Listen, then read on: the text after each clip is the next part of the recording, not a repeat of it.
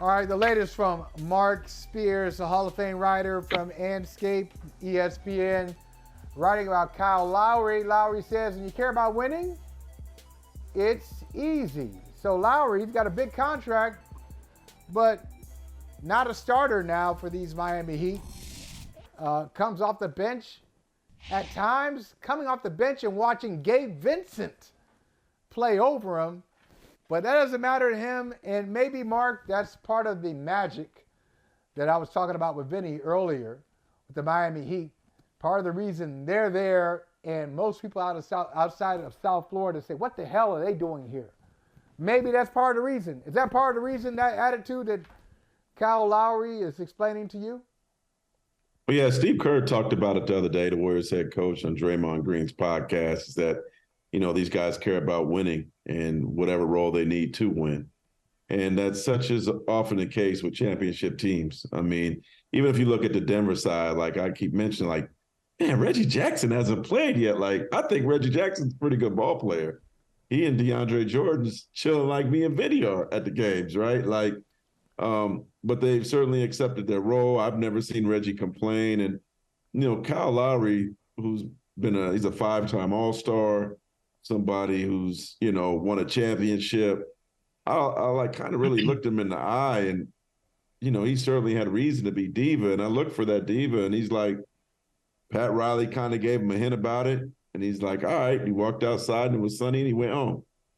Like, he just accepted his role and his pay don't change. Right. So, right. And then we forget that he's 37 years old. And I think he realizes too that he told me he actually likes coming off the bench so much now. And I believe it ended like nearly a 600-game starting streak, that when he did have to start in Game 5 against the Celtics, he felt out of whack. He wasn't comfortable anymore. So he's really given in to, being a starter and not being a starter anymore. And he's continuing to be a mentor and showing you like what Miami has. They have true professionals. Before we go to my next question, let's appreciate Marc Spears and his setup in Miami. That looks like a beautiful, beautiful place, Marc Spears. You always happen to pick out the best hotels, the best setups. Like y'all don't realize that Marc Spears, picks out the best restaurants, has the best wine selections, and also picks out the best hotels on the road. He is a one-man concierge. All right. Hey man, I don't know about the best hotels, but I guess shout out to Marriott, right? Because we all we might as well get Marriott tattoos, all the Marriott points we try to accumulate and everything. I mean, they should give us a nice room. All the time I spent like a third of my life at a Marriott hotel. So but the Bay Area thing is where the wine comes from, man. That's just what we do. Yeah, that's definitely a Marc Spears production. So I was going to ask you about the Steve Kerr thing, because I felt like Steve Kerr was shooting some subliminal shots at his own team when he was talking on Draymond's podcast and talking about the gender basketball. You know what I mean? I felt like that was a shot at Jordan Poole and Jonathan Kuminga. It's real easy for a coach to take shots at players when those players ain't got paid yet. I felt like that was a little bit below the belt. You know what I mean? Like Kuminga and Moses Moody, and you're trying to compare them to the veteran Miami Heat team. Duncan Robinson got paid. Kyle Lowry got paid. We know Gabe Vincent is going to get paid this offseason. So all those guys are incentivized to play the way that they're playing. I felt like I won't say unfair, but it was definitely, you could put some ether in the background of what Steve Kerr was saying when he was talking to Draymond Green. Yeah, but he didn't say their names. And you know what? Why do we have to baby everybody? Right? Steve's trying to win a championship. So, I mean, if that's what they need to do to win, I mean, I understand these guys are young guys and they're both super talented. I'm still a little confused as to why Kuminga didn't play. But when it comes to the playoffs, man, like, there's a reason why Miami's playing. Miami's an 8 seed. They shouldn't be there. But they really have like a togetherness, a team bond. And I do think that regardless to whether Steve was you know, look in between the lines or not, like I think there's just to that, you know, there was a lot of pouting in the locker room. There was a lot of disappointment in the locker room from those guys. And I mean, I get it, but when you're on this level, man, like it can't be about you. And I think if you ask the people covering the Warriors who are around the team on a regular basis, they probably applauded Steve for saying that, whether he meant it or not, as a shot at those young guys. And I like them both. They're both great people, very talented, right? Futures ahead. But when it comes to playoff time, when it comes to winning, man, like I was talking about Reggie Jackson. Reggie Jackson has a lot to complain about, you know, but Reggie's trying to win a championship, and he put his ego aside for the betterment of the team. You know, I know you used to cover the and Nuggets. Jordan Poole's been paid. Jordan Poole got his money. Oh, yeah, Jordan paid. Oh, yeah, he got paid. That money's coming. It's coming this year, right? He was just bad. That's what that was. He was just bad. Yeah. I know you used to cover the Nuggets and didn't make it to the NBA Finals then. They weren't that kind of team. They were good, but not like this. Melo's Nuggets. Nick Van Exel's Nuggets. What's the biggest thing they need to do in Game 3? Because I really felt like through one game and 3 quarters, I'm like, man, they about to go up 2-0. They're looking pretty good. Now here we are at 1-1. What's the biggest thing they need to do to get back to like their true selves? I think they need to play 48 minutes of consistent basketball with their foot to the pedal. In the fourth quarter in Game 1, I felt like the Nuggets let their foot off and almost let Miami back in the game. They had this amazing, Vinny, what was it, 42-10 run in Game 2? Yeah, something like that. You're not supposed to lose a game like that. And then they relaxed again. And Miami plays every possession as if their like loved ones' lives depend on it. So I do think if the Nuggets can learn something from the first 2 games, like, hey, man, this is first to 4. This isn't the regular season. There has to be a sense of urgency here.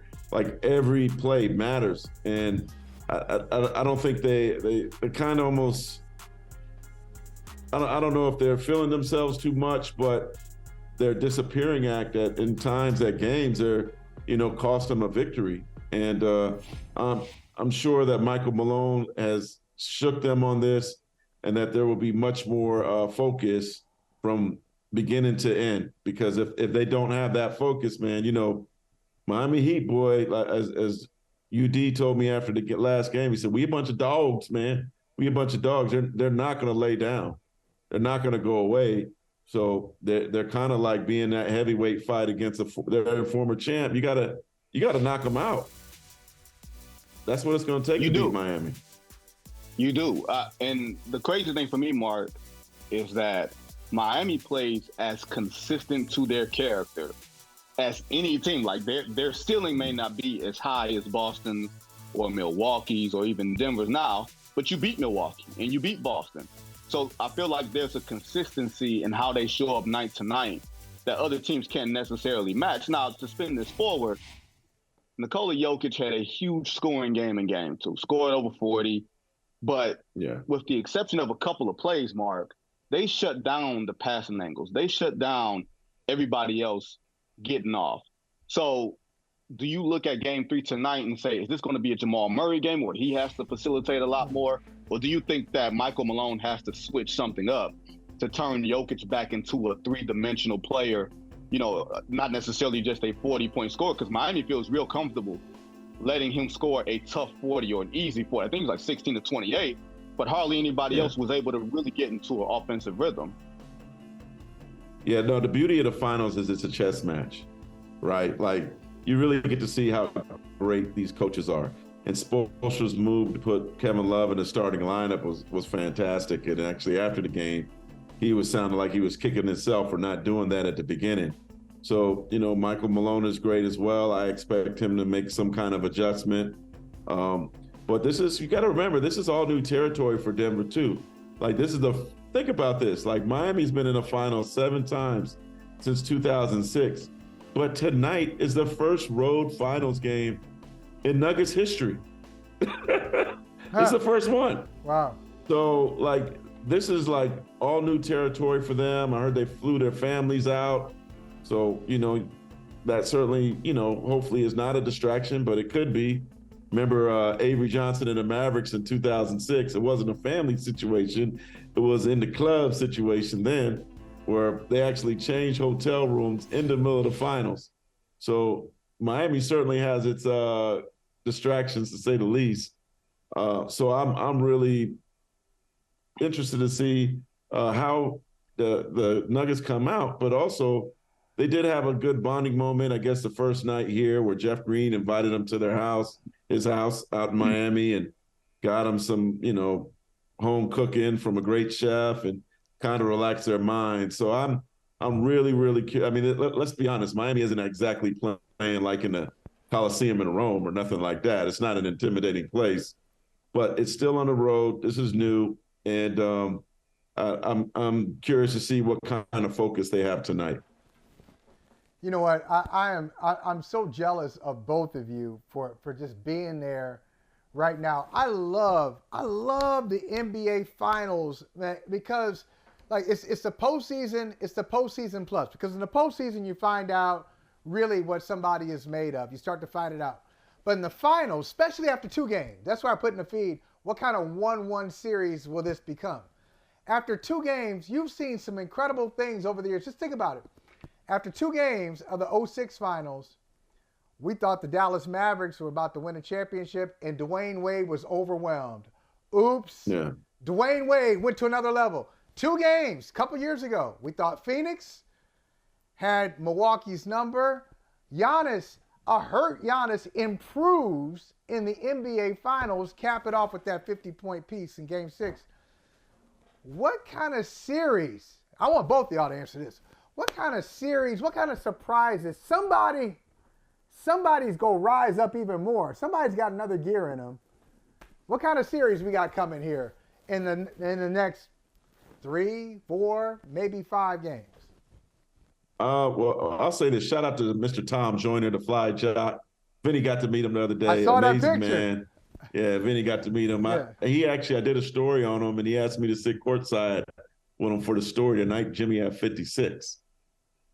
I mean, like, probably the most amazing individual performance I've seen covering the NBA. And I expect Jimmy to put that cape on. Like, he had this swag walking out. I'm going to still call it Pepsi Center. Mama called it Pepsi Center. I'm going to call it Pepsi Center. Walking out to Pepsi Center the other day, wearing that T-shirt that said 3 more. Like Jimmy's just, the only thing missing for him is a championship, right? I'm enjoying his commercials. I'm enjoying I need to taste his coffee. Like, I'm enjoying his off-the-court swag. And all he needs to finish this up with is a top it up with a championship. And it's sitting there for him. So I'm looking forward to see, now that he's 3 wins away, Bam's playing well, Jimmy hasn't had a signature moment yet. I feel like that's coming. I feel like we're in the midst of something special from Jimmy in this finals. That's not a bad prediction. And here's what I'll say, because y'all know I have the analogies, so I'm gonna bring the analogies here. For the first 2 games of the finals, it feels like the courting phase, where you just meeting somebody, you're introducing your best self to them. You know what I mean? Like, you ain't really being your full self. You are being your representative in the first 2 games of the finals. Then by the time we get to Game 4, then you're like, all right, am I gonna brush my hair today? You know what I mean? Am I gonna be who I am? Me and Holly we're a few years removed from this analogy, especially Holly. But go ahead. But I'm appreciating it though. I'm appreciating it. The little stubble I have is standing up and applauding right now. It's applauding the analogy. But go ahead. As a single man, I can make these analogies without really having to worry about much big thing. You know what I mean?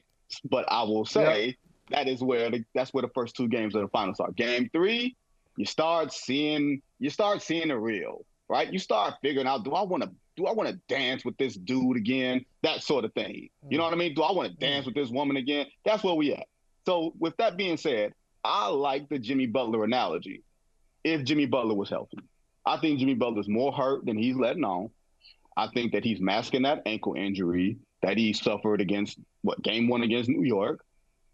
I don't know how able he is to rev it up to get to that 40, 50 point plateau that he did against the Milwaukee Bucks. And he insists that he's not a scorer.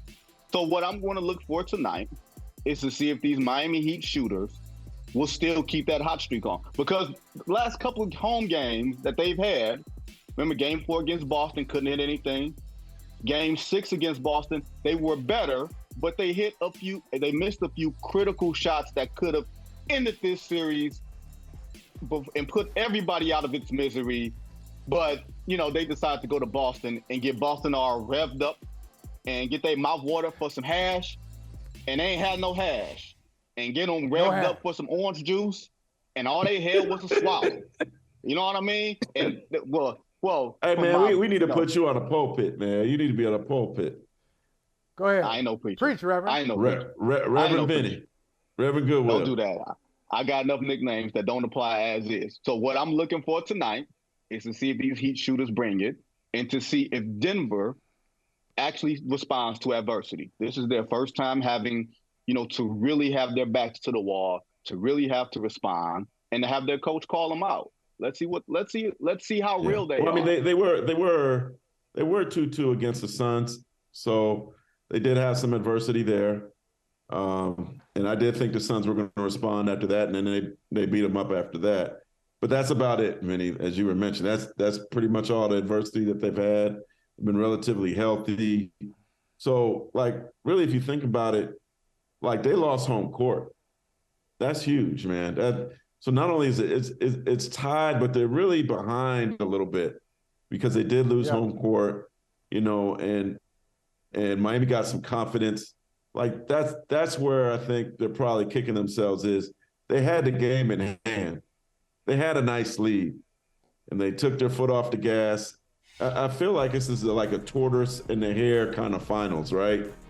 And maybe if the Nuggets do end up losing this thing, this is where the inexperience and the youth kick in. It's a situation like this. Remember, kind of like when the Heat lost with LeBron, right? To Dallas. That Heat team was the better team, but that veteran Dallas team just kept chipping away and figured it out. And so, Denver better stop playing with fire with these guys, because the Heat ain't no joke, man. And that's not play on words. I wouldn't toy with these guys too much. I wouldn't give up games like I feel like they gave up in game 2. But I just say, and before I ask y'all the last thing, I just want to say, maybe some of these teams are going to say to you, Marc Spears, and you, Vinny Goodwill, and me, hey, y'all, by the way, we ain't playing around. They're doing this to us. We don't have mentality problems. They are the Miami Heat. If you get into the ring with these dudes, hey, they got a left. That's what the Heat players might be saying to the screen right now. Listening to this. They got an uppercut. They got an uppercut that's nasty. They're physical. They're disciplined. Y'all think we playing around? No, we ain't playing. Is it possible that they ain't playing around? They're just playing a team that's just really good, and we don't understand why they're good now. They weren't good. Did you guys think that the Nuggets are? Why are they good now? You think the Nuggets are missing? This is where I think, and I'm not. This is where I wish Reggie Jackson would get some playing time for him. I remember during the Kobe Shaq years, as great as they were, they used a Ron Harper, they used a Brian Shaw to get them to the finish line. Use a veteran guy. As great as those two guys were, they needed that veteran presence to get them over the hump and get them to the finish line. And that's where maybe a Reggie Jackson, is it too late now? I don't know. But having a veteran presence at the guard position, I think could be very, very helpful. Instead of guys who are so conditioned to put shots up that they don't think about massaging the clock. They don't think about perhaps trying to figure out the easy bucket to when I covered the Celtics and they won, I called Paul Pierce Dennis Eckersley. I never covered anybody that was better at getting a save, at getting it. And Holly, you remember this? He was just amazing at it, massaging the clock, either hitting a little short range, small jumper, Calm, or too. getting fouled, or Calm. getting Ray Allen the ball, or getting Right. KG the ball. He closed games, and I think the Nuggets are in dire need of that veteran that could get the save for him. That's my baseball analogy, Vinny. I like that. There you Dennis go, Mark. Eckersley. I like it. Dennis Eckersley, Mariano Rivera, just your closers. Those are two of the best. I don't think you can get better than that. No. Sorry, Lee Smith. Oh, we can put Lee Smith in there. We can put Lee Smith in there. He was nice. No. Not with Why? Rivera. Not with Eck. Nah. All right. Come on. You said it. All right, Mark. All Good right, stuff. fellas. Love y'all. Peace. Hey, thank you for watching Brother from Another. If you haven't hit that subscribe button, go ahead and do that now. Don't forget, you can catch us 3 to 4 weekdays on PeacockTV.com and on Sirius XM Channel 85.